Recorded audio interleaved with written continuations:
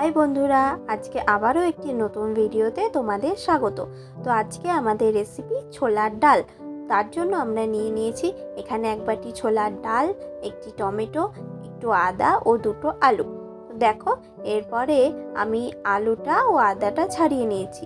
এখানে আমি টমেটোটা কাটিনি, টমেটোটা আমি গ্রেট করে নেব বলে কাটিনি।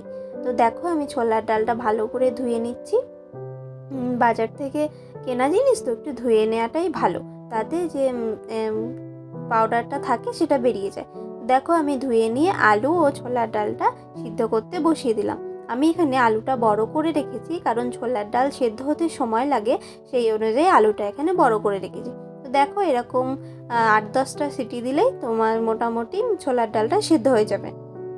দেখো, আমি কড়াই গরম করতে বসিয়ে দিয়েছিলাম, কড়াইটা আমার গরম হয়ে গেছে। তো আমি সর্ষের তেল দিয়ে দিলাম কড়াইয়ের মধ্যে।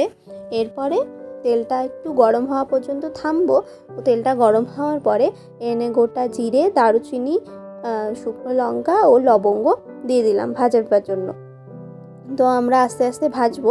এখানে ওভেনটা বেশি হাই ফ্লেমে দেওয়ার প্রয়োজন নেই, মিডিয়াম ফ্লেমে দিয়ে রাখলেই হবে। তো দেখো, এটা ভাজতে ভাজতেই সুন্দর একটি স্মেল আসবে। আমরা আস্তে আস্তে ভেজে নেব। ও এরপরে আমরা দুটো তেজপাতা এর মধ্যে দিয়ে দিলাম। এবার ভালো করে ভেজে নেব, সব কিছু আমরা ভালো করে মিশিয়ে ভেজে নিচ্ছি। দেখো, এরপরে যে আদাটা টমেটোটা গ্রেট করে রেখেছিলাম সেইটা দিয়ে দিলাম। আমরা এই ছোলার ডালটা একদমই আজকে নিরামিষ পদ্ধতিতে বানাবো। তো দেখো, এখানে আদা ও টমেটোটা একসাথে দিয়ে দিয়েছি এবং ভালো করে ভেজে নিচ্ছি। টমেটোটা বেটে দিলে ডালে একটা খুব সুন্দর কালার এনে দেয় এবং খেতেও আমার মনে হয় টেস্টটা খুব সুন্দর আসে। দেখো, আমি জন্য টমেটোটা এখানে বেটেই ইউজ করছি। তোমরা তোমাদের মতো ইউজ করতে পারো, কোনো অসুবিধা নেই, তাতে টেস্টের কোনো ফারাক আসবে না। দেখো, আমি ভালো করে এখানে ভেজে নিচ্ছি।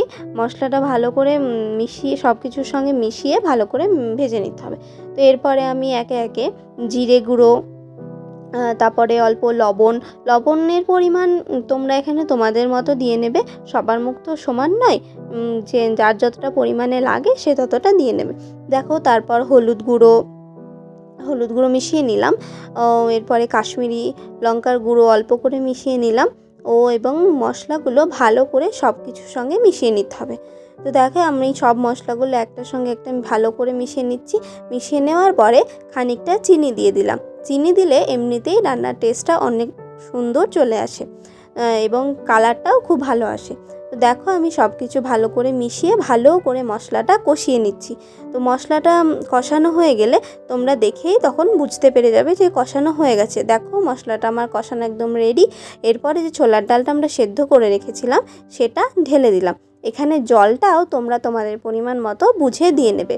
আমি আর বেশি জল দিইনি, আমাদের এই জলের পরিমাণটা একদম ঠিকঠাক ছিল বলে আমি আর এখানে জল এক্সট্রা করে অ্যাড করিনি। দেখো, যে মশলাটা কষিয়ে রেখেছিলাম সেটার সঙ্গে ভালো করে ঘুলিয়ে মশলাটার সঙ্গে ডালটা মিশিয়ে দিচ্ছি। দেখো, এরপরে আমরা চিনি দিয়ে দিলাম।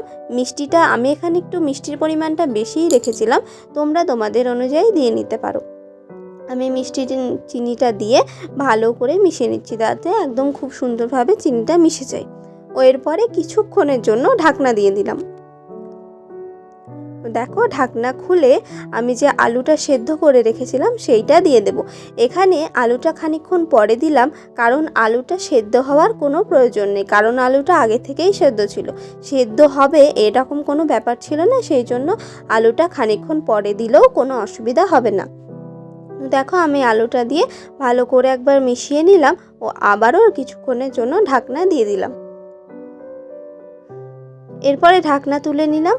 দেখো, আমাদের ডালটা প্রায় ফুটেই গেছে, মোটামুটি বলতে গেলে রেডি আমাদের ডালটা। আর কিছু এখানে দেবার প্রয়োজন নেই।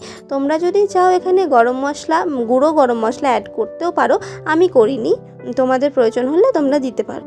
দেখো, আমাদের একদম রেডি ছোলার ডাল। ওপর থেকে নারকেল ছড়িয়ে এরম করে সার্ভ করতে পারো ছোলার ডাল। এবং গরম গরম লুচির সঙ্গে যদি এই ছোলার ডাল পাতে থাকে তাহলে তো কোনো কথাই হবে না। তো আমার এই ভিডিওটা যদি তোমাদের ভালো লেগে থাকে তবে একটা লাইক, একটি কমেন্ট ও একটি শেয়ার করে দিও। ও আরও সুন্দর সুন্দর রান্নার রেসিপি দেখার জন্য আমার চ্যানেলটি সাবস্ক্রাইব করে দিও। তো আজকের জন্য এটুকুই, খুব শীঘ্রই আবার নতুন রেসিপি নিয়ে আসছি। টাটা।